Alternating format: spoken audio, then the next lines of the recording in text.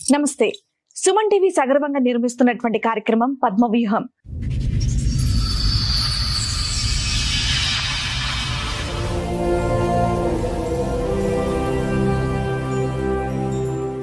మరి ఈ కార్యక్రమాన్ని సమర్పిస్తున్నారు 6JVR జమలాపురం వారి రత్నాంజలి. మీ అదృష్టాన్ని మార్చుకోవడం ఇప్పుడు కల కాదు, 6JVR తో సాధ్యం. నేను బీటెక్ చదువుకున్నాను, సాఫ్ట్వేర్ ఇంజనీర్ లో జాబ్ చేస్తాను. హస్బెండ్ కూడా సాఫ్ట్వేర్ ఇంజనీర్. Arrange marriage. మా పక్క విలేజ్, తనది కూడా అరేంజ్ మ్యారేజ్. సో మ్యారేజ్ అయిపోయిన 1 month వరకు పర్వాలేదు. 1 month తర్వాత యాంగర్ మేనేజ్మెంట్ ఇష్యూస్ బాగా ఉండే. ఎప్పుడైనా 5 minutes అట్లా లేట్ వెళ్ళినా ఏదైనా రోడ్ మధ్యలోనే వదిలేసి వెళ్ళిపోయేవాడు. మా మదర్ ఇంటి నుంచి వస్తుంటే చేంజ్ కావాలంటే మనీ ఇస్తే దాంతోనే ఇంటికి వెళ్ళిపోయాను ఇంకా. సో అప్పటి నుంచి స్టార్ట్. ఏమైనా తీసుకురమ్మన్నా ఏదైనా చెప్పినా కూడా నైట్ అంతా ఎమోషనల్ హెరాస్మెంట్ మొత్తము.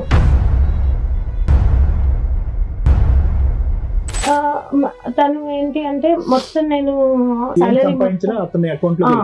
వెళ్ళిపోవాలి. ఏదైనా నాకు అవసరం ఉంటే 10-20 రూపీస్ అయినా సరే అవి నేను నీకు ఇచ్చేస్తాను, నువ్వు మాత్రం మొత్తం నీ శాలరీ అంతా నాకు క్రెడిట్ చేసేయాలి. ఇంకా బాబుతోని ఒక 15-16 lakhs వరకు నాతో మనీ తీసుకొని అపార్ట్మెంట్ లో ఫ్లాట్ కొన్నాడు.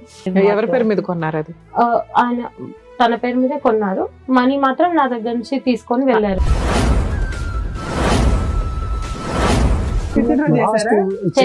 అయితే ఏమైందంటే ఇది జరుగుతుందని చిన్నమ్మాయికి మెసేజ్ పెట్టిండు, నేను పెళ్లి చేసుకుంటాను. 50 మంది పెద్ద మనుషులు పిలిచి వాళ్ళే తీసుకుపోయి మాట్లాడేది. అలా ఒప్పందం ఏంటంటే నువ్వు కేసు తీసేయాలి అంటే నేను 6 నెలలు చూసినాక తీసేస్తా అని అమ్మాయి అన్నది. ఆ 10 రోజులు కానీ ఎప్పుడైతే అట్లా కాదు నేను చెప్పింది గిది, నువ్వు అట్లా దిగమంటావు అంటే అప్పుడు విశ్వరూపం చూపించింది. కొట్టేసి బాబు నూపేసి దెబ్బతలింది. బాబుని చూస్తే భయం వేస్తుంది మేడం. ఆ రోజు 2 సంవత్సరాల తర్వాత వస్తే మా డాడీ మా పరశురామ్ వచ్చిందని చుట్టుపక్కల అందరికి చెప్పింది మేడం. డాడీ అంటాడు, పేరు పెట్టి పిలిస్తే బాగా అనిపిస్తుంది మేడం బాబు.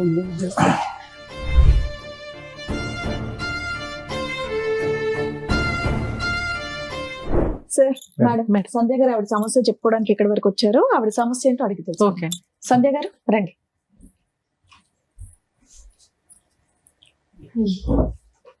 హలో అండి. నేను బీటెక్ చదువుకున్నాను. ఓకే. సాఫ్ట్వేర్ ఇంజనీర్ లో జాబ్ చేస్తాను. ఓకే. హస్బెండ్ కూడా software engineer. Okay. Arrange marriage. మా పక్కన విలేజ్. సో ఎక్కడండి మీరు? ఎక్కడి నుంచి వస్తున్నారు? వరంగల్. వరంగల్ నుంచి వస్తున్నారు. మా పక్క విలేజ్, తనది కూడా అరేంజ్ మ్యారేజ్. సో పెళ్ళైన 1 month వరకు ఫైన్, పర్వాలేదు, బాగానే ఉన్నారు. ఎంత కాలం అవుతుంది? 6 years. 6 years అవుతుంది. ఓకే. 5 years బాబు. ఓకే. మీ ఏజ్ ఎంత అప్పుడు? 30. 24 కి మ్యారేజ్ అయింది. 24. అతను బీటెక్ ఏనా? తను కూడా బీటెక్. ఇద్దరు హైదరాబాద్ లో వర్క్ చేశారు. ఇద్దరం హైదరాబాద్ లోనే వర్క్ రైట్, చేస్తాం. చెప్పండి. Love marriage arrange marriage. So తను మా పక్క విలేజే. మ్యారేజ్ అయిపోయిన 1 month వరకు పర్వాలేదు. 1 month తర్వాత యాంగర్ మేనేజ్మెంట్ ఇష్యూస్ బాగా ఉండే. ఎప్పుడైనా 5 minutes అట్లా లేట్ వెళ్ళినా ఏదైనా రోడ్ మధ్యలోనే వదిలేసి వెళ్ళిపోయేవాడు.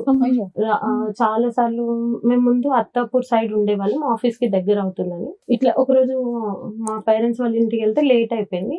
సో 5 minutes లేట్ అయినందుకు 7-8 ఆ టైంలో, అది కొంచెం ఏరియా కూడా నాకు అంతగా తెలీదు, రోడ్ మీదే నన్ను వదిలేసి ఆయన వెళ్ళిపోయారు. నేను మనీ అప్పుడు క్యాష్ క్యారీ చేసేదాన్ని కాదు.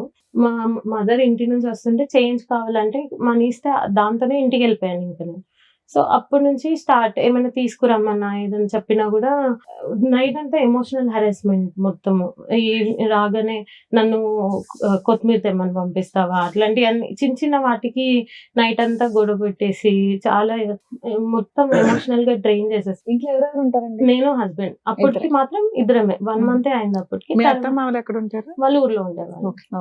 2 months working when your married అమ్మా? అప్పుడు మీరు పని చేయట్లేదు? I was working. You working. మరి ఎందుకు ఫైనాన్షియల్ గా అతనికి ఏదో ఎక్కడ దింపేస్తే డబ్బుల గురించి అవన్నీ తను ఏంటి అంటే మొత్తం నేను నా ఏం సాలరీ సంపాదించినా అతని అకౌంట్ లో ఆ. వెళ్ళిపోద్ది. వెళ్ళిపోవాలి. ఏదైనా నాకు అవసరం ఉంటే 10-20 రూపీస్ అయినా సరే అవి నేను నీకు ఇచ్చేస్తాను, నువ్వు మాత్రం మొత్తం నీ సాలరీ అంతా నాకు క్రెడిట్ చేసేయాలి టోటల్ కంట్రోల్. మొత్తం. అట్లా స్టార్టింగ్ లో అంతేమి కంట్రోల్ చేయకపోతుండే ఫైనాన్షియల్ గా, మిగతావి ఎమోషనల్ గా ఇట్లానే డ్రైన్ చేస్తుండే. తర్వాత 2 months అప్పుడు మా అత్తయ్య వాళ్ళు వచ్చారు. వాళ్ళు అప్పటికి బాగానే ఉండింది కొంచెం. నేను వర్క్ మార్నింగే వెళ్ళిపోతాను, తను వర్క్ ఫ్రమ్ హోమ్ చేసేవాడు అప్పుడు కూడా. ఇట్లాగే కొన్ని రోజులకి మా ఇంటి ఓనర్ ఫుల్ గొడవ పెట్టేసుకున్నాను అనమాట. నేను అప్పుడు ఇంట్లో లేను. వచ్చాక నాకు జరిగింది తెలీదు, కానీ నేను డిఫెండ్ చేశాను తన్ని. డిఫెండ్ చేసి అక్కడి నుంచి తీసుకొని వేరే చోటికి షిఫ్ట్ అయిపోయాం మొత్తం. దేనికి సంబంధించి గొడవ ఏంటి ఏమో తెలుసా? స్టార్టింగ్ వచ్చేసి తనకి మేము షిఫ్ట్ అవ్వడం ఇష్టం లేదు. అది కాకుండా ఈయన ఏం చేశారో నాకు తెలీదు. ఎప్పుడైనా వాళ్ళతో ఏం మిస్బిహేవ్ చేశారో నాకు తెలియదు, కానీ ఆ మీనింగ్ లోనే కొంచెం ఆమె ఓకే. అబ్యూజివ్ గా మాట్లాడింది ఆయనతో. కానీ నాకు అంతా తెలియకపోయినా నేను ఒకదాన్నే ఉన్నాను అక్కడ సపోర్ట్, కానీ నేను డిఫెండ్ చేసి తీసుకొచ్చేసాను ఓకే. ఇంటికి. తర్వాత ఆయన 1 month అట్లా పూణే వెళ్ళిపోయాడు. నేను మా ఇంట్లోనే ఉండేదాన్ని. మా ఎప్పుడు parents జరిగిందండి ఇది? 2019 మే.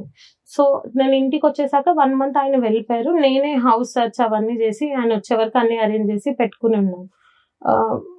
తర్వాత కూడా ఆయన వచ్చేసాక కూడా మళ్ళీ ఏమైనా ఇంట్లోకి వండుకోవడానికి గిన్నెల దగ్గర నుంచి కూడా ఏమైనా అడిగితే మీ అమ్మ వాళ్ళు తెస్తారు, అవన్నీ నాకు అప్పటికి సంబంధం మీ లేదు. శాలరీ అంతా ఆయన శాలరీ అంత నా శాలరీ అప్పుడు 38,000 వచ్చేది, తనకు 43 వచ్చేది. Okay.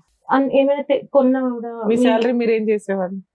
25,000 అట్లా ఇద్దరికి. మ్యారేజ్ అయిన 1 month కి 25,000 ఇద్దరం చిట్టీలు సేవింగ్స్ కి వేసుకున్నారు. వేసుకునేవాళ్ళం.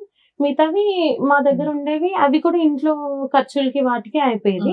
తను ఏం చెప్పాడంటే వాళ్ళ సిస్టర్ కి 3 lakhs అట్లా పెళ్లి అప్పుడు ఒప్పుకున్నాము, అవి చేయాలంటే టైం పడుతుంది, నీ శాలరీ ఇంట్లోకి వాడేసుకుంటే నేను ఇక్కడ సేవ్ చేసుకుంటాను మా చెల్లికి అంటే ఓకే అట్లా కూడా పర్వాలేదు ఫైన్ అనేసి వదిలేదు. తర్వాత తను ఊరికే ఇట్లాగే హరాస్ చేసి, నేను ఎప్పుడు మా వాళ్ళకి చెప్పలేదు, నేను ఎల్డర్ డాటర్ మా ఇంట్లో, ఎంతమంది ఇద్దరు మీరు? చెల్లెలు ఇంకా ఇంకా నాకు. 2 ఉన్నారు. సో నేను ఎప్పుడు చెప్పలేదు వాళ్ళకి అప్పటి వరకు. కానీ రోజు ఇట్లా మెంటల్ టార్చర్ ఎక్కువైపోయింది నైట్ టైం. నేను అప్పుడు షిఫ్ట్స్ ఉండేవి, 9కి వచ్చేదాన్ని, 9-10 అవ్వగానే ఇంక ఇదే టార్చర్, 12 వరకు అట్లా పడుకోకుండా. ఒక రోజు మా ఫాదర్ కి ఫ్రూట్స్ తేలేదు అనేసి మా ఫాదర్ కి కాల్ చేసి 12-1 టైంలో వాళ్ళకి కాల్ చేసి మీ ఇంటికి వెళ్ళిపోయి ఇప్పుడే అనేసి అట్లా హెరాస్ అంటే మీ చేసి గొడవలు ఏంటమ్మా? కరేపాకు తేలేదు, కొత్తిమీర తేలేదు, ఫ్రూట్స్ తేలేదు, ఇంతే. అక్కడి నుంచి స్టార్ట్ అయింది. మెల్లిమెల్లిగా అది మొత్తం ఫైనాన్సెస్ కంట్రోల్ చేయాలి నేను అనేసి అక్కడికి వచ్చింది. ప్రెగ్నెన్సీ నేను చెప్పిన మాటే వినాలి, అమ్మాయిలకి ఇండిపెండెన్స్ ఉండకు అంటే తను ఆలోచించకూడదు, తన ఒపీనియన్ చెప్పొద్దు, ఎందులో బ్రాడ్ కూడా మైండెడ్ గా అమ్మాయిలు ఉండకూడదు. ఉండకూడదు. అసలు నా ఒపీనియన్ కూడా అడగరు. హెల్త్ ఇష్యూస్, ప్రెగ్నెన్సీ టైంలో హెల్త్ ఇష్యూస్ ఉండి నన్ను ట్రావెల్ చేయొద్దని చెప్పారనమాట. కానీ ప్రెగ్నెన్సీ ఎప్పుడు వచ్చింది మీకు? 2020లో వచ్చింది. 2020లో వచ్చింది. ట్రావెల్ చేయొద్దు అని చెప్పారు ఆ టైంలో. చేయొద్దు అన్నా కూడా లేదు మా ఊర్లోనే జరగాలి, అలా అయితేనే మా కోవిడ్ చుట్టుపక్కల టైంలో ఉన్న ఎక్కడికి వెళ్తారమ్మా ఇంట్లో కూర్చోక? కానీ నేను రాలేను, నాకు బ్యాక్ పెయిన్ అంటే నేను పడుకోబెట్టుకున్నా కార్లో తీసుకొని వెళ్తాను, కానీ నువ్వు ఇక్కడ ఉండకూడదు, నేను చెప్పిన దగ్గర చేస్తే మా చుట్టాలందరికీ రావడానికి వీలుంటుంది అంటే నేను ఒప్పుకోలేదు అసలు. నాకు అప్పటికి క్యాబ్ మాన్పించేసి నేను మెట్రోలో వెళ్ళేదాన్ని ఆఫీస్కి. సో నేను రాలేను అన్న కూడా ఆ రోజు గొడవపడి ఫోన్ పగలగొట్టేసి మొత్తము నన్ను పైన ఈ లాడర్ లాగా ఒక స్టెప్స్ ఉంది, అవి ఎక్కించేసాడు మొత్తం పైకి 4th floor లో. Spiral ladder. Spiral ladder normal గానే కళ్ళు తిరుగుతాయి కొంచెం. అది ఎక్కుతున్నప్పుడు ఇంకా నాకు మొత్తము డ్రౌజింగ్ అనిపించింది అది ఎక్కువగానే. తర్వాత ఇట్లా చేస్తున్నారా అని అప్పుడు చెప్పాను వాళ్ళకి, కానీ అప్పటికి కూడా లేదు కొంచెం అడ్జస్ట్ అయిపోవాలి అన్నట్టుగా చెప్పే పంపించేశారు మా పేరెంట్స్, మా తాతయ్య వాళ్ళు. తర్వాత దీవాళి బాబు పుట్టే టైంలో కూడా నా ఫోన్ తన దగ్గర ఉన్న, తనది పాడైపోయింది కదా అని నాది ఇచ్చాను. రోజు అసలు ఫోన్ తనతోనే ఉండేది, గూగుల్ పే, ఫోన్ పే అన్ని పాస్వర్డ్స్ తెలుసు, అన్ని తెలుసు. స్క్రీన్ షాట్స్ తీసుకొని తనకి వాట్సాప్ చేసుకుంటాడు. తన ఫోన్ వర్కింగ్ లో లేదు, కానీ వాట్సాప్ చేసుకునేవాడు ఫోన్ కి. బేబీ కొంచెం ముందే మీకు డెలివరీ చేసేస్తాము, బేబీ గ్రో అవ్వట్లేదు అనేసి అంటే ఓకే. నాకేమో ఆ టెన్షన్ లో ఉండేది. తనేమో నాకు కొత్త ఫోన్ కొనించు, నాకు ఫోన్ ప్రాబ్లం అవుతది నువ్వు అక్కడ హాస్పిటల్లో ఉంటే అనేసి అంటే ఫోన్ ఆర్డర్ పెట్టేసి నేను వెళ్ళిపోయాను. బెడ్ మీద నాకు ఇట్లా ఆపరేట్ మేడం అంత అయిపోయింది. డీటెయిల్ గా కాదు, పిల్లాడు పుట్టాడు, పిల్లోడు రెస్పాన్సిబిలిటీస్ ఎలా తీసుకున్నాడు, మీకు ఓవరాల్ గొడవకి రీజన్స్ ఏంటి, డే టు డే జరిగింది అవసరంలా, అసలు ఓవరాల్ ఏ విషయం మీద, ఫైనాన్షియల్ విషయం మీద గొడవలు జరిగాయి, ఎప్పటిదాకా కలుస్తున్నారు మీరు? బాబు పుట్టాక 5 months వరకు కలిసిన్నాము. 2020 లోనే చెప్పేస్తున్నావు, 21 నుంచి విడిపోయారా? 5 years అవుతుందా మీరు సెపరేట్ అయితే? మధ్య మధ్యలో ఆన్ అండ్ ఆఫ్ వస్తారు, ఒక 1 month 2 months ఉంటారు, తర్వాత గొడవ పడి కొట్టి మనీ నాకు ఈ ఇవ్వట్లేదు. 5 years లో ఎన్ని సార్లు వచ్చాడు? 3 times. ఓకే, లాస్ట్ గా వచ్చి వెళ్ళిపోయింది ఎప్పుడు?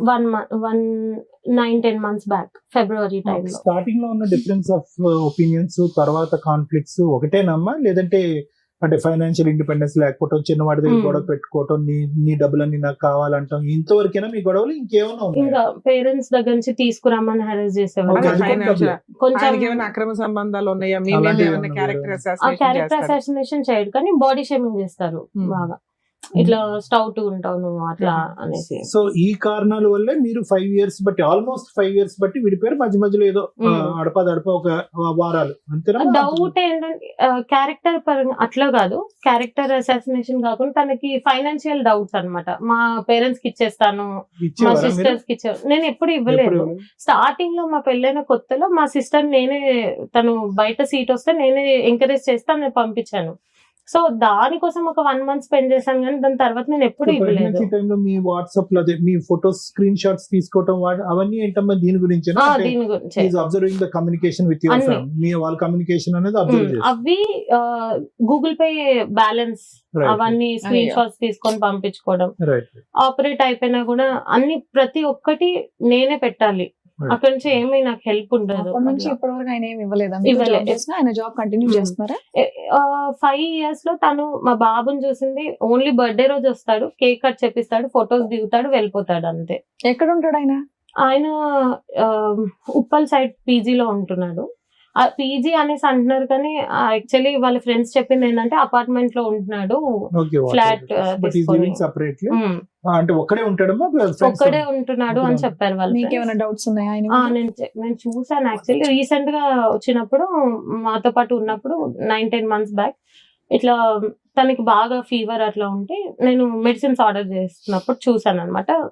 He ordered something. అప్పుడు అవన్నీ ఎందుకని నా ఫ్రెండ్ కోసం అట్లా ఇట్లా చెప్పిండు, కానీ నాకు అప్పుడు పర్లేదు తనకి సిక్కున్నాడు అనేసి నేను ఏం అడగలేదు. తర్వాత నాకు ఎప్పుడు డౌట్ వచ్చింది, తను కావాలని గొడవ పెట్టుకొని వెళ్ళిపోయాడు మా దగ్గర నుంచి. మళ్ళీ వెళ్ళిపోయిన తర్వాత వాళ్ళ ఫ్రెండ్ కి కాల్ చేస్తే బ్లాక్, ఎవ్వరు కాల్ లిఫ్ట్ చేయరు వాళ్ళ ఫ్రెండ్. మీ డౌట్ ఏంటి? సీయింగ్ అదర్ ఉమెన్ అనేది మీ డౌట్, కానీ ఎవరో చెప్పగలరమ్మా? ఎవరు అని నేను స్పెసిఫిక్ గా చెప్పలేను, కానీ నేను అయితే పీజీలో కాకుండా అపార్ట్మెంట్ లో ఉంటాం ఒకటి, అపోలో ఫార్మసీ నుంచి మందులతో పాటు అవి కూడా తీసుకుంటాం ఒకటి, ఇంకేమన్నా మీ దగ్గర డౌట్? అతను మేము ఉన్నప్పుడు కూడా మాతో ఎక్కువ స్పెండ్ చేయడు, బాబుతో గానీ నాతో గానీ.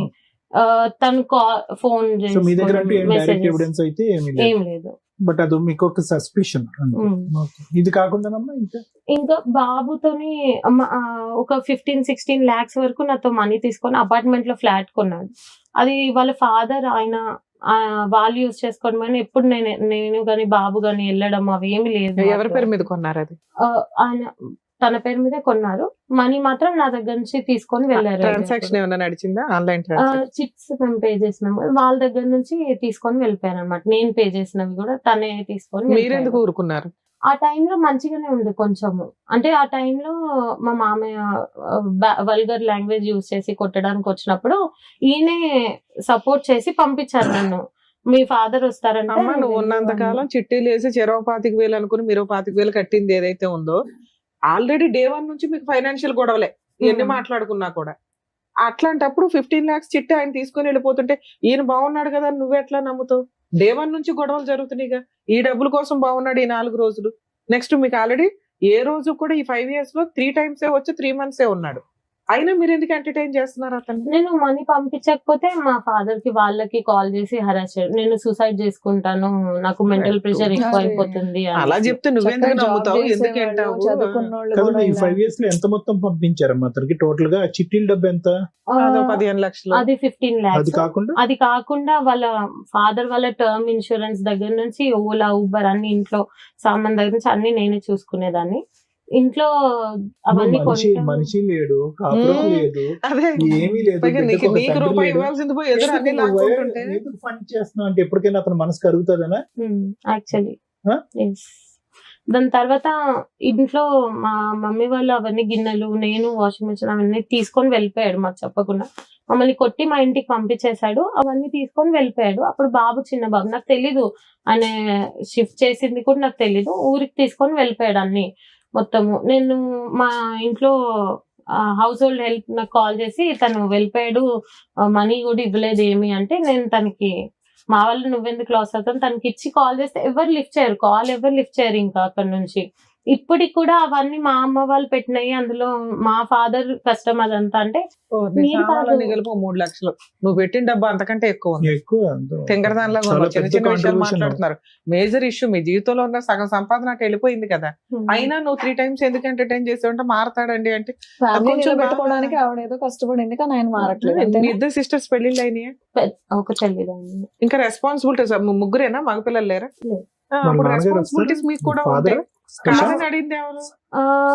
నార్మల్ గా ఇప్పుడు Father నేను వస్తారు. ఇవ్వకపోతేనే ఊర్లో అంతా మా పక్క Madam, ఊరే father కదా పిలిచారు. ప్రచారం మొత్తము ఆ. తను వాళ్ళ ఈ ఫ్యామిలీకి ఇస్తుంది. సరే అట్లయినా ఓకే, మా ఫాదర్ కే కదా ఇస్తున్నా అన్నది వదిలేస్తే, నేను ఎక్కడికి వెళ్ళినా బయటికి వెళ్ళినా కూడా ఊరు వెళ్ళినప్పుడు కూడా వాళ్ళందరూ వచ్చి నువ్వు మీ ఫాదర్ కే ఇస్తావంట కదా, అమ్మాయి సాలరీ మీద బ్రతుకుతున్నాడు మీ ఫాదర్ అని బతుకుతారమ్మా, అది హక్కు చేయడం. కదా. ఇక్కడ ఆల్రెడీ మిమ్మల్ని చదివించింది ఎందుకంటే బాధ్యతలు తీసుకోవడానికి.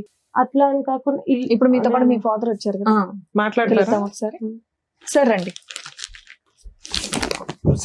నమస్కారం అండి. మనకు ముందు చెప్పాలి కదా ఫాదర్ మా.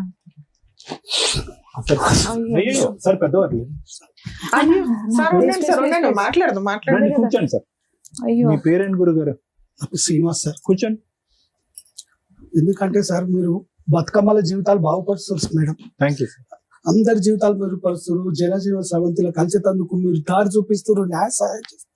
మా బిడ్డది లక్ష్మి, సరస్వతి, పార్వతి గారు ముగ్గురిని అన్నాం మేడం. ఇంకా ఆడపిల్లలు ఉంటే కూడా నాకు హ్యాపీగా స్వీకరిస్తాను. అంతే తప్పితే నేను వాళ్ళు భారం అనుకోని అందరు నన్ను ఆడపిల్లల అని ఆశ్చర్యపోయి, నాకు భయం ఏం లేదు సార్.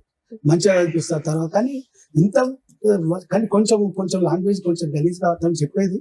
నీకే పుట్టిండు నా మన్మడని 3 సార్లు 4 సార్లు ఆడు దరిద్రుడు. పనికిరాని నీచు. ఎదవలేండి, ఆడు మాటలకి ఏం లేండి. మీరు కూర్చోండి. గుండె రాక బతుకమ్మ ఆడి సార్. బతుకమ్మలను ఇంట్లోకి వస్తేనేమో బొమ్మలాగా చూస్తున్నారు, దేవుళ్ళు అమ్మలాగా చూస్తున్నారు. ఏందో దరిద్రం అర్థమైతే లేదు మేడం. మీలాంటి వాళ్ళు మాత్రమే, ఒక రమ్య మేడం గారు, ఒక సార్, ఒక శ్రీవాణి మేడం గారు, ఇలాంటి వాళ్ళు మాత్రమే ఈ సంఘాన్ని బాగు చేయగలరు. దయచేసి గుర్తు పెట్టుకోండి మేడం. ఆడపిల్లల జీవితం మీకు ఎప్పటి నుంచో నేను అభిమానిని, మీకు నేను ఎప్పటి నుంచో చూస్తున్నా. మీకు సార్ ప్లీజ్ కూర్చోండి. కూర్చోండి శ్రీనివాస్ గారు. ఎన్నో కుక్కలు మరుగుతూ ఉంటాయి సార్. కుక్క ఎందుకు మరుగుతున్నాను మనం అడగం కదా. ఆడపిల్ల ఆమె రూపాయి కాంచి ఆమె పెట్టాలి. రూపాయి నువ్వు చెప్తున్నావు, తర్వాత చూసుకుందాం పెట్టు. మొత్తం దాదాపు 15-16 లక్షలు సార్. కాపురం చేయనప్పుడు ఇప్పుడు కాసులు ఎందుకు సార్? ఇంత దారుణం అంటే దారుణం. కేసు ఉంటే కూడా మేము 498 వేస్తే 498 అన్ని పాలతీ కేసులు అంటారు. మేము చెప్తే వాళ్ళు కేసు కట్టారుగా మేడం. మేడం ఆడ కౌన్సిలర్ మేడం గారు ఉన్నారు, ఏదో పెద్ద షార్టిస్టోడ్ ఉన్నాడమ్మా, వాడు రాకముందు నువ్వు వెళ్ళి తొందరగా కేసు కట్టేయి నేను చెప్పిన సిగ్నేచర్. ఎప్పుడు వేసారు సార్ 498? ఎంతకాలం అయింది? 4 సంవత్సరాలు 23 లో వేసావు. మరి 25 లో ఎందుకు రానిచ్చావు? ఇది కాకుండా పెద్దవాళ్ళు మాట్లాడి పర్లేదు నువ్వు ఒక 6 months చూడు తీసే కేసు అనేసి అన్నారు. 1 month తర్వాత ఏది నేను కేసు తీయలేదు. పెట్టిండ్రో చేశారా? చేయలేదు మేడం. అయితే ఏమైందంటే ఇది జరుగుతుండగానే చిన్న అమ్మాయికి మెసేజ్లు పెట్టిండు, నేను పెళ్లి చేసుకుంటాను మమ్మల్ని బెదిరియని ఆయనకి ఎన్నో వేషాలు వేసిండు. ఆ చిన్న అమ్మాయికి పెట్టిన మెసేజ్ ఎమ్మడే పోయి వీళ్ళు ముగ్గురు ఏడుస్తారు. మా అమ్మకు కాలు ఇరిగితే నేను పోయి హాస్పిటల్ ఉన్నా, వీళ్ళు ఏడుస్తుంటే ఏందమ్మా అంటే ఇట్లా మెసేజ్లు పెట్టండి, ఏం చెప్పాలి అర్థమవుతలేదంటే అప్పుడు కంప్లైంట్ ఇచ్చి వచ్చిన. ఎంత ధైర్యం అండి వీడికి. అది కాకుండా మొన్న అందరు చెప్తే 4 నెలల 5 నెలల క్రితం మాట్లాడి తోలితే ఏది దొడ్డిదారిన లోక్ అదాలత్లా తీసేయాలి కేసు అని ఒత్తిడి తెచ్చింది. ఒత్తిడి వేస్తే ఈ అమ్మాయి అనేది నన్ను రమ్మలేదు 50 మంది పెద్ద మనుషులు పిలిచిరు, వాళ్ళే తీసుకుపోయి మాట్లాడారు, దూరం తీసుకపోయి. అలా ఒప్పందం ఏంటంటే నువ్వు కేసు తీసేయాలి అంటే నేను 6 నెలలు చూసినాక తీసేస్తుంది అని అమ్మాయి అన్నది. వచ్చినాక ఎక్కలేని ప్రేమలతో పోసిందంట 10 రోజులు. ఆ 10 రోజులు కానీ ఎప్పుడైతే అట్లా కాదు నేను చెప్పింది గిది, నువ్వు అట్లెట్లా దిగమంటావు అంటే అప్పుడు విశ్వరూపం చూపించిండు, కొట్టేసి బాబు నూకేసి దెబ్బ తగిలింది. అప్పటిదాకా ముందో ఎంతో దగ్గరికి పోయేది అలా డాడీ దగ్గర. బాబుని చూస్తే భయం వేస్తుంది మేడం.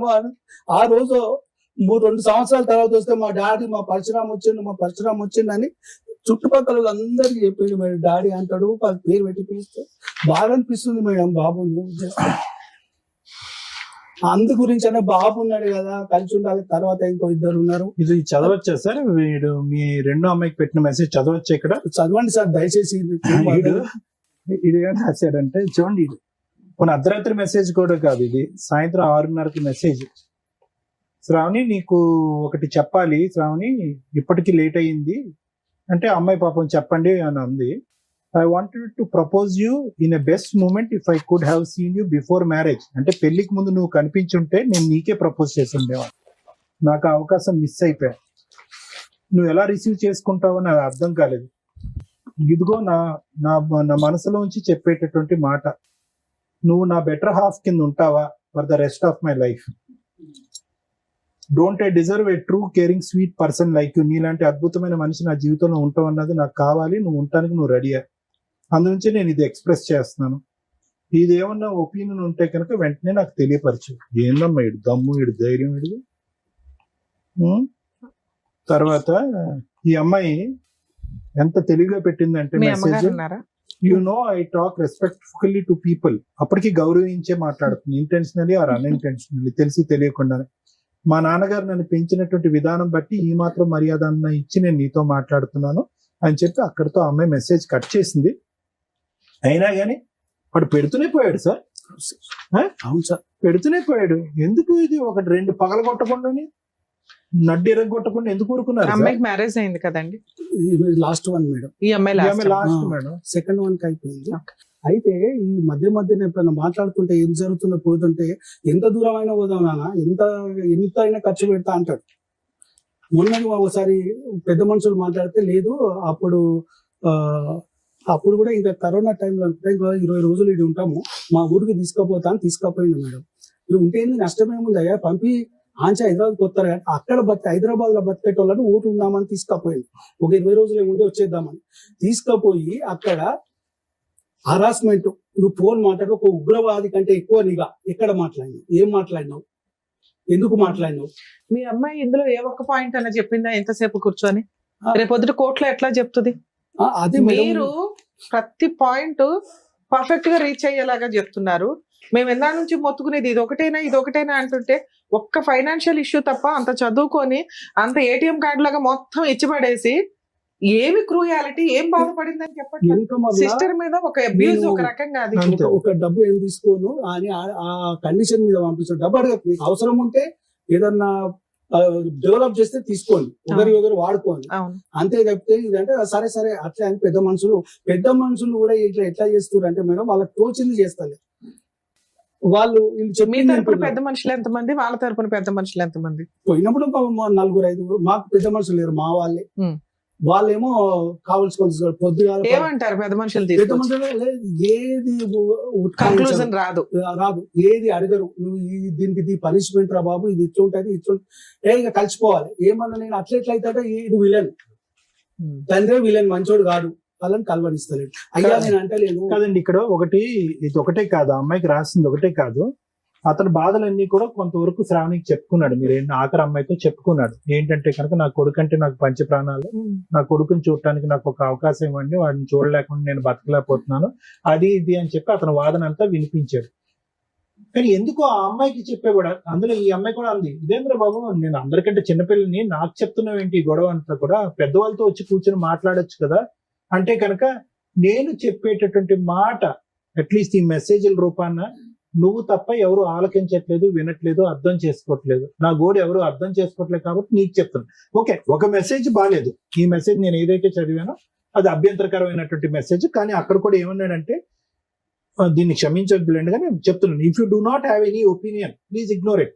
అటువంటి నా మాట అభ్యంతరకరంగా అనిపించి నేను మాట్లాడేటటువంటిది చెత్త చెదారం అంటే కనుక ఇది ఇక్కడతో ఆపేసే అని అన్నాడు. ఆ తర్వాత ఆ అమ్మాయి కూడా మాట్లాడుతుంది. తర్వాత మాట్లాడిన సంభాషణ అంతా కూడా మా అక్కిలా ఉంది, మా అక్కిలా అనుకుంటుంది, నువ్వేమనుకుంటున్నావు అని చెప్పి ఆ అమ్మాయి తనకు వయసుకు మించినటువంటి బాధ్యత తీసుకుని మధ్యవర్తిత్వం చేయడానికి ప్రయత్నం చేసింది అందులో.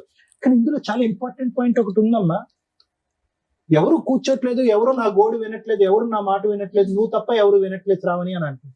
ఆ అమ్మాయి వచ్చి నేను ఒక పెద్ద అన్నయ్యలా నేను ట్రీట్ చేస్తున్నాను కాబట్టి నువ్వు నాకు ఎందుకు మీరందరూ కూర్చుని ఎందుకు మాట్లాడుకోలేదు, ఎందుకు ఇంత ఇలాంటి అంశాల మీద పెళ్లి పెటాకులు అయిపోవటం ఏంటి నాకు అర్థం కావట్లేదు.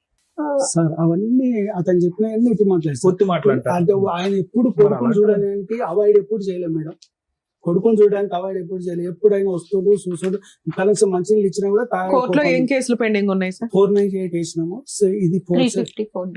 ఇది అమ్మాయి చిన్న అమ్మాయి. అదే ఓకే, అది వేశారు. డొమెస్టిక్ వైలెన్స్ కేసు వేశారు, అది నడుస్తుందా? ఇంటీరియర్ మెయింటెనెన్స్ వేశారా? ఎందుకని అది వేసి ఎంతకాలం అయింది? డివిసి వేసి 2 years 2023 సేమ్. సరే నేను చెప్తాను. మేడం ఇంకొకటి నంబర్ బ్లాక్ చేసాము, నేను ఒక్కసారి నేను అవి కొట్టి నన్ను పంపించాక ఆడియో ఉన్నది మేడం. ఆమె కొడుతుంటే ఒక సార్ మీకు కోర్టులో కేసులు నడుస్తున్నాయి, పెద్ద మనుషులు పంచాయతీలు నడుస్తున్నాయి, కొంచెం వెల్ సెటిల్డ్ ఫ్యామిలీ, అడ్వకేట్స్ ని పెట్టుకోగలిగారు, కెపాసిటీ ఉంది. ఇక్కడ ఏమి ఎక్స్పెక్ట్ చేసి వచ్చారు? అదే మేడం ఒకటి ఆ ప్రాబ్లం చేస్తలేడు. ఇప్పుడు ఆమె ఇల్లు కట్టుకుంది మేడం, దాదాపు 1.75 లోన్ తీసుకుంది. నేను కొంత ఇచ్చేసాను. ఎవరు? మీ అమ్మాయి సొంతగా ఒక ఇల్లు కట్టుకుంది. ఎప్పుడు ఎంతకాలం అయింది కొని? ఒక 1 year. ఓకే, అతను విడిపోయినాక లాస్ట్ గా తర్వాత కొన్నావా? గృహప్రవేశం నువ్వు ఒక్కదానివే చేసావా? మీ ఆయన వచ్చాడు?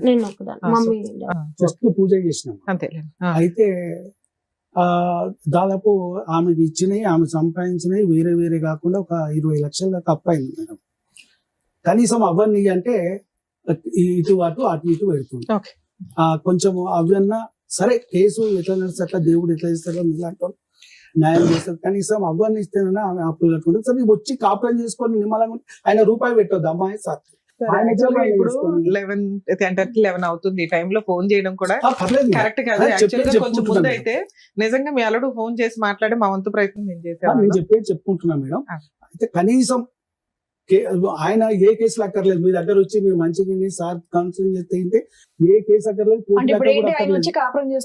ఓకే మేడం, మంచిగా ఉండాలి. కాదండి, ఒపీనియన్ కదా ఇంపార్టెంట్. చెప్తున్నానా? మీరు చెప్పండి. ఆయన వచ్చినా కూడా 1 month maximum 1 month. Okay, what ever has happened in the past is past. ఇక్కడ నుంచి యు వాంటింగ్ ఒక కౌన్సిలింగ్ చేసి మిమ్మల్ని ఇద్దరిని కలిపి భార్య భర్తలుగా ఒక కొడుకు ఈ వాతావరణాన్ని నువ్వు ఊహించుకోగలుగుతున్నావా? ఆ నమ్మకం మీకుందా? అది కావాలని కోరుకుంటున్నావా లేదా? కావాలా వద్దా? ఎన్వైరన్మెంట్ అసలు ఆయన క్రియేట్ చేయడు. ఒక హోమ్లీ. నీకు నమ్మకం ఉందా లేదా అని అడుగుతున్నాను నాన్న. లేదు. నాన్నగారు ఏమంటున్నారంటే మీరు మేడం మీరందరూ కౌన్సిలింగ్ చేసేసుకుని అతను బ్రెయిన్ మార్చేసి కూర్చోపెట్టి కలిపండి అని అంటున్నారు. నీకు నమ్మకం లేకుండా ఆ ప్రయత్నం చేయడం కూడా వేస్ట్. మొత్తం హాస్టల్ ఎన్వైరన్మెంట్ ఉంటుంది. హాస్టల్ ఎన్వైరన్మెంట్ లో నీకు ఏం రిస్క్ ఉందని అనుకుంటున్నావు? నీకు ప్రాణభయం ఉందా? ఉంది, నాకుంది, బాబుకి కూడా. అసలు బాబుని వీడియో కాల్ చేసి చూస్తాను. 4 years అవుతుంది. ఒక్కసారి నేను బ్లాక్ కొట్టి నన్ను పంపించాక నువ్వు ఎందుకు కొడతాడమ్మా? సారీ, మనీ ఇవ్వకపోతే తాగడు. తన దగ్గర ఉండాలి అంతే. అతనేమన్నా మీ మీద కేసులు వేసాడా? నేను చేసినవని ఫాల్స్ కేసు. కాదు ఇప్పుడు ఒకటి గురువు గారు, మీరు పెద్ద మనసుతో ఒక ఆడపిల్ల జీవితం మీ కొంత కూతురు పరువు గురించి అవనియండి, కాపురం కాపాడాలి, కుటుంబం నిలవాలి అనే ప్రయత్నంతో మీరు ఇక్కడికి వచ్చారు. కానీ అటువైపు మీ ఉన్న బిడ్డ ఈ రోజు మీరు ఇందాక అన్నారు నా బిడ్డను నా గుండెల్లో పెట్టుకుని సాక్కుంటాను నాకేం లేదన్నారు. అటువంటి బిడ్డ ఈ రోజు ప్రాణభయంతో అక్కడ అంటుంది. ప్రాణభయం అని చెప్పినా కూడా మీరు కౌన్సిలింగ్ చేసేసేయండి, ఏదో విధంగా కలిపేయండి అంటే కనుక మళ్ళీ మీరు ఇందాక నిలబడి మాట్లాడిన మాటలకు వెనక్కి తీసుకోవాల్సి వస్తుంది. ఎందుకంటే మొన్నటి వరకు ఆమె ఇష్టంతోనే 3-4 నెలల క్రితము ఆమె ఇష్టంతోనే తీసుకొచ్చి మాట్లాడిపించి కూర్చున్నబెట్టి మాట్లాడిపించింది. అప్పటిదాకా ఆమె దగ్గర వ్యతిరేక భావం లేకుండా ఇప్పుడు వస్తుంది. కానీ అప్పుడు ఎందుకు లేదు? ఈ 1 month నాకు అయినంత వరకు నేను ట్రై చేశాను చాలా బాబు కోసము. బాబు ఎప్పుడు స్పీకింగ్ నీ పేరెంట్ బంగారు శృతి.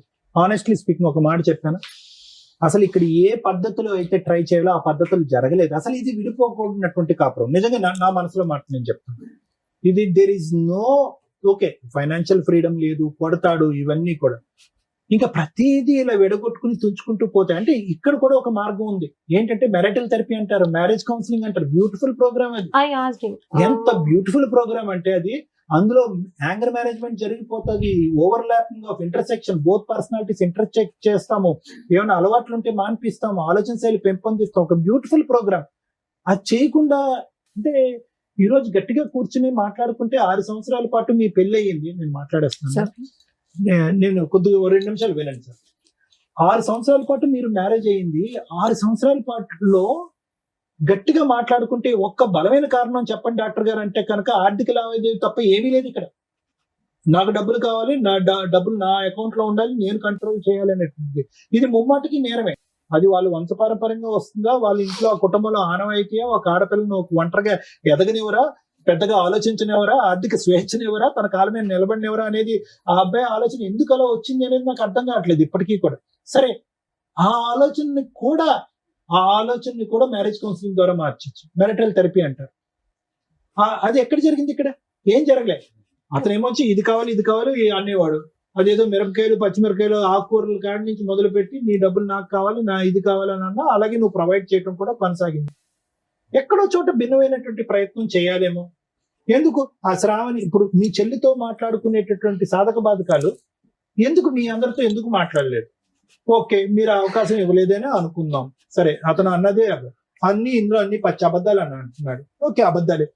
కానీ అతని మనసులో కూడా ఎక్కడో ఇక్కడ కలవాలి అనే తపన కనిపిస్తుంది. ఇక్కడ కొద్దో గొప్ప బ్లాక్ చేస్తున్నాను అన్న, నువ్వేమొచ్చి బ్లాక్ చేయట్లేదు అన్నాడు. భగవంతుడు తెలియాలి, నువ్వు బ్లాక్ చేసావా, బ్లాక్ చేయలేదా, పిల్లల్ని చూపెట్టలేదా అనేది భగవంతుడు తెలియదు.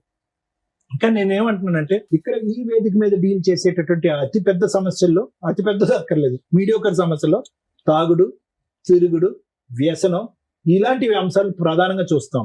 నిన్ను కొట్టడం అనేది వాస్తవమే. కొట్టడం అంటే కనుక అది కూడా నేరమే, అది కూడా తప్పే అని అంటున్నాం. కానీ ఇది ఇంకో మార్గంలో, ఇంకో పద్ధతిలోకి వెళ్ళి కుటుంబ సభ్యుల్ని దూరం పెట్టి ఒక న్యూట్రల్ అట్మాస్ఫియర్ లో తీసుకొచ్చి మాట్లాడుకుంటే కనుక ఇది రిజాల్వ్ అయిపోయింది. ఎందుకు నేను ఈ మాట అంటున్నానంటే ఈ రోజు క్లియర్ కట్ సార్ 6 సంవత్సరాల పాటు వెయిట్ చేశాను సార్, లేదంటే 5 సంవత్సరాల పాటు వెయిట్ చేశాను, లేదా 4 సంవత్సరాల పాటు పెట్టుకుని మనిషిని మార్చుకోవాలని ప్రయత్నం చేశాను. కానీ ఈ 3 సంవత్సరాల్లో కేసులు వేస్తూనే ఉన్నాం, మనిషిని కూడా ఎంటర్టైన్ చేస్తూనే ఉన్నాం. ముమ్మాటికి ఇప్పుడు మీ నాన్నగారు అన్నటువంటి మాట 3 నెలల క్రితం ఇదే పాట మా అమ్మాయి పాడలేదండి, అప్పటికైతే మాత్రం భర్తను కావాలి, కాపురం కావాలని కోరుకుంది. మళ్ళీ 3 నెలల తర్వాత మనం మాట్లాడి ఇదే వేదిక మీద మళ్ళీ నిన్ను ఇక్కడ కూర్చోపెట్టి లేదంటే నా క్లినిక్ లో వచ్చంటే ఒకసారి ట్రై చేద్దాం సార్ అని అంటాం. అంటే నీ మనసు అంత వేవరీగా ఉంది, నీ మనసు ఇప్పటికి కూడా కుదుటుగా లేదు, వేవరీగా ఉంది. ఒక పక్క నుంచి ఏమొచ్చి ఆ జ్ఞాపకాలు బట్టి ఈడేదో సెక్యూరిటీ రీజన్స్ గురించి మాట్లాడేస్తున్నారు. మీరు చాలా పెద్ద పదం అది. ఈరోజు నాకు ప్రాణభయం ఉంది, నా కొడుకు ప్రాణభయం ఉంది. ఇక్కడ ప్రాణభయం కలిగేటటువంటి అంశాలు ఏం జరిగినాయి ఇక్కడ అనేది పెద్ద మాట. అతను ఒక సభ్య సమాజంలో ఉండి ఒక సాఫ్ట్వేర్ జాబ్ చేసుకుంటున్నాడు, ఒక ఆఫీస్ లో ఉన్నాడు. తాగుడు, తిరుగుడు, పిచ్చి వేషాలు అయితే లేవు మనకు తెలిసినంత వరకు. ఏదో ఆర్డర్ పెట్టాడు, అవేవో రకరకాల అంశాలు, ఏమైనా కక్కుతు పడి ఉంటాడు, అది పక్కన పెట్టాడు. ఆ స్థాయి అంశాలు లేకుండా నీ ఇమాజినేషన్ ఏకంగా ప్రాణభయం అనే దాని వరకు వెళ్ళిపోతుంది. ఒక 2-3 నెలల తర్వాత అమ్మ చూద్దాం, అమ్మ ఇదమ్మా అదమ్మా అని చెప్తే మళ్ళీ కరిగిపోయి ఇంకో అవకాశం ఇస్తున్నాం, మళ్ళీ ఇంట్లో కూర్చోబెట్టుకుంటున్నాం, మళ్ళీ మీ ఇద్దరు కాపురం కొనసాగిస్తున్నాం. ఫస్ట్ నీకు క్లారిటీ లేదు అంటే కనుక దాని అర్థం ఏంటంటే ఎక్కడో లింక్ మిస్ అయింది, ఎక్కడో చేయవలసినటువంటి ప్రయత్నం మీ ఇద్దరిని ఒక న్యూట్రల్ అట్మాస్ఫియర్ న్యూట్రల్ అట్మాస్ఫియర్ అంటే వాళ్ళు పంచాయతీ లేదు, వీళ్ళు పంచాయతీ లేదు, వాళ్ళు గొడవ లేదు, వీళ్ళు గొడవ లేదు, ఒక న్యూట్రల్ పర్సన్, ఇందులో ఎక్స్పర్ట్ అయినటువంటి వ్యక్తి. ఏంటి నాయన నీ బాధ ఏంటి తల్లి నీ బాధ ఏంటి, ఆ సబ్జెక్ట్ వదిలేసి మిగతా అంశాల్లో మీ ఇద్దరు కలిసి ప్రయాణం చేయడానికి మీరు రెడీగా ఉన్నారా అనేటటువంటి అద్భుతం సృష్టించేటటువంటిది మ్యారేజ్ కౌన్సిలింగ్.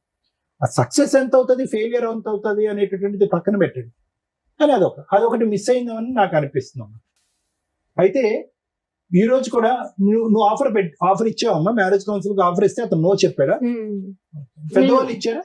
వాళ్ళు ఇవ్వలేదు. నేనే మెసేజ్ పెట్టాను నేను నార్మల్ గా, అట్లా కాదు సార్ట్ చేసుకుందాం, మనమే వెళ్దాం అనేసి చెప్తే ముందు మాట్లాడక ముందే చెప్పాను. అది ఫస్ట్ అది చెప్పిన తర్వాతే నేను రాను, ఎక్కడికి అవసరం లేదు, వదిలేసే అనేసి మాట్లాడారు.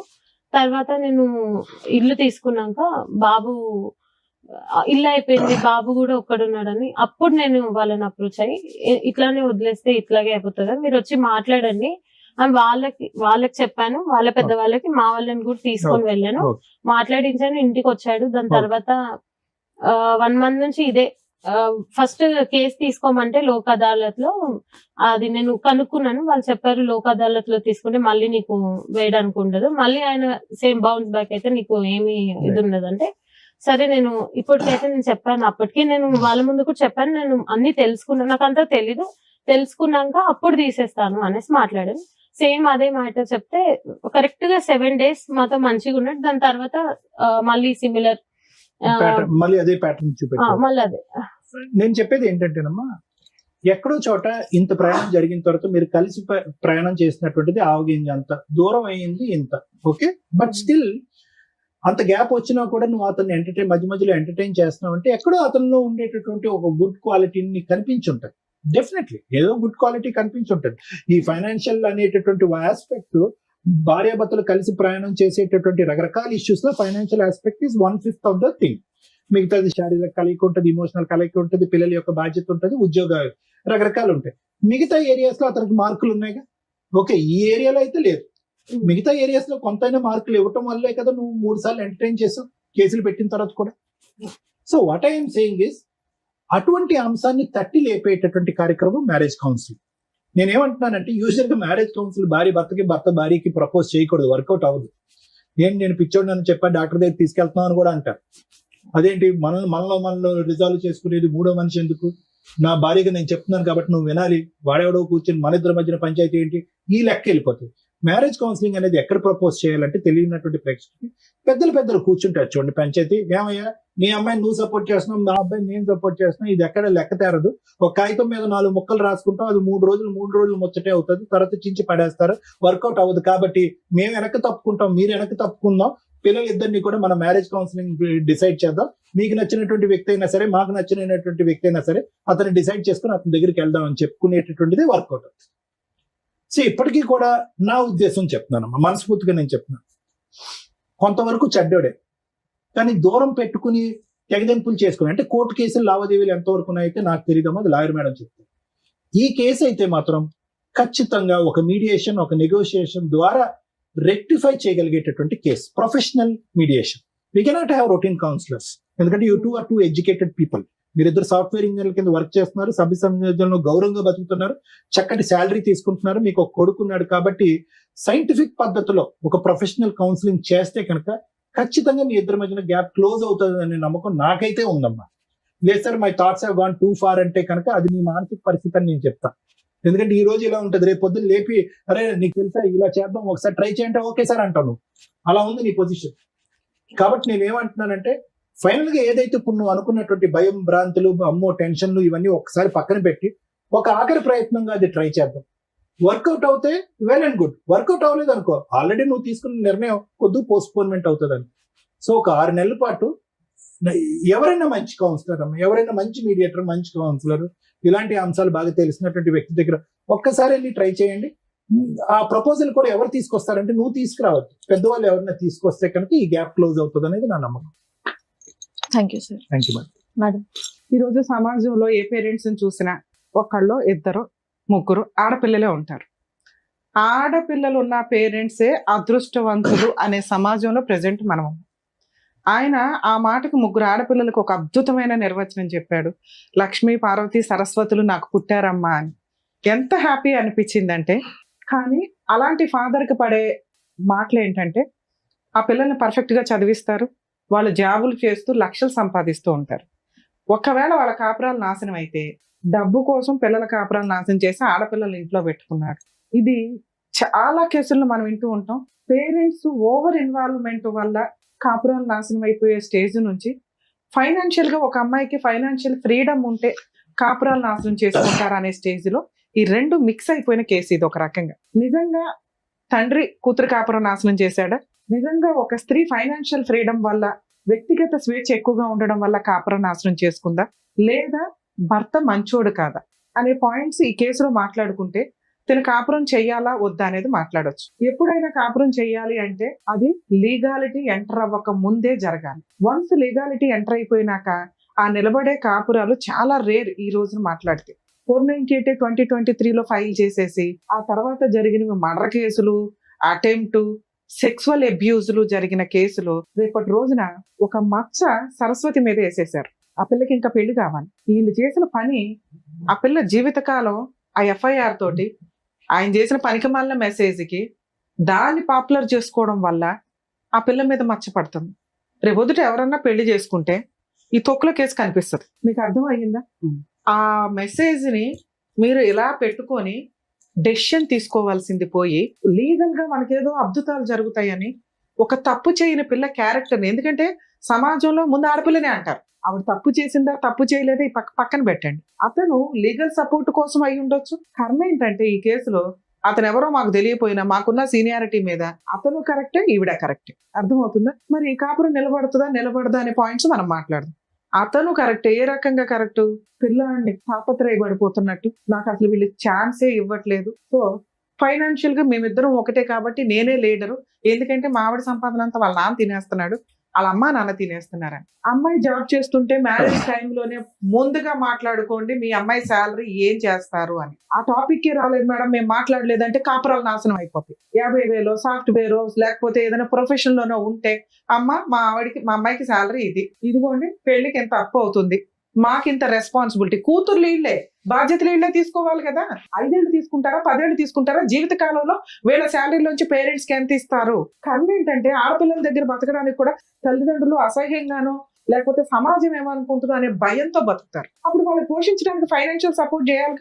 వాళ్ళ దగ్గర ఆస్తులు ఉంటే ఓకే, లేదా ముగ్గురు ఆడపిల్లలు షేర్ చేసుకొని ఫైనాన్షియల్ గా మిమ్మల్ని చూడాలి. అది తప్పు పని కాదండి.